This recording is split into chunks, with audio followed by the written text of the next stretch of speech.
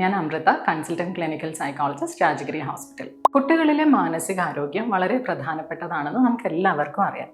എന്നാൽ പലപ്പോഴും അവർക്കൊരു സൈക്കോളജിക്കൽ ഹെൽപ്പ് വേണ്ട സമയത്ത്, അല്ലെങ്കിൽ അവരൊരു മാനസിക പ്രയാസത്തിലൂടെ കടന്നു പോകുമ്പോൾ മുതിർന്നവർക്കോ രക്ഷിതാക്കൾക്കോ അത് തിരിച്ചറിയാൻ പറ്റാത്തതായി കണ്ടുവരാറുണ്ട്. അതിന് പല കാരണങ്ങളും ഉണ്ട്.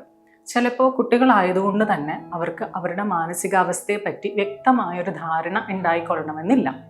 അല്ലെങ്കിൽ അവർക്കത് കൃത്യമായ രീതിയിൽ എനിക്ക് ഇങ്ങനെ ഒരു പ്രശ്നമുണ്ട് എന്ന് അഡൽട്സിനോട് പറയാൻ പറ്റിക്കൊള്ളണമെന്നില്ല.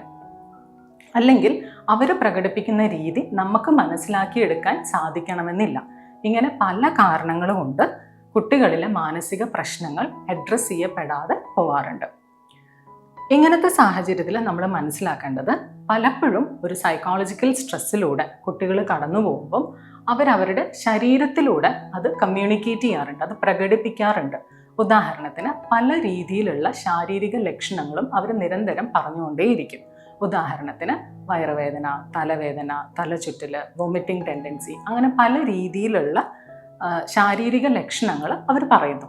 എന്നാൽ ഈ മെഡിക്കൽ സിംറ്റംസിനൊന്നും മെഡിക്കൽ ടെസ്റ്റ് ചെയ്ത് നോക്കുമ്പോൾ റിപ്പോർട്ട്സിൽ പ്രശ്നങ്ങളൊന്നും കാണാനായിട്ട് കഴിയില്ല.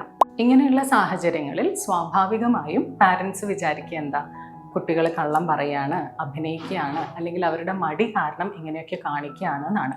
എന്നാൽ യഥാർത്ഥത്തിൽ കുട്ടികൾ ഈ പറയുന്ന എല്ലാ വേദനകളിലൂടെയും പ്രശ്നങ്ങളിലൂടെയും കടന്നു പോകുന്നുണ്ട്. അവർ ലിറ്ററലി ഇത് അനുഭവിക്കുന്നുണ്ട്, ഫീൽ ചെയ്യുന്നുണ്ട്. പലപ്പോഴും അതിൻ്റെ കാരണം സൈക്കോളജിക്കൽ സ്ട്രെസ്സാണ് എന്ന് മാത്രമേ ഉള്ളൂ. എന്നാൽ ഇത് കൃത്യസമയത്ത് ഐഡൻറ്റിഫൈ ചെയ്യുകയും അഡ്രസ്സ് ചെയ്യുകയും ചെയ്യേണ്ടത് വളരെ ഇമ്പോർട്ടൻ്റ് ആയിട്ടുള്ളൊരു കാര്യമാണ്. അല്ലാത്ത പക്ഷം ഇത് കുട്ടികളുടെ മാനസിക ആരോഗ്യത്തെ സാരമായ രീതിയിൽ തടസ്സപ്പെടുത്തും.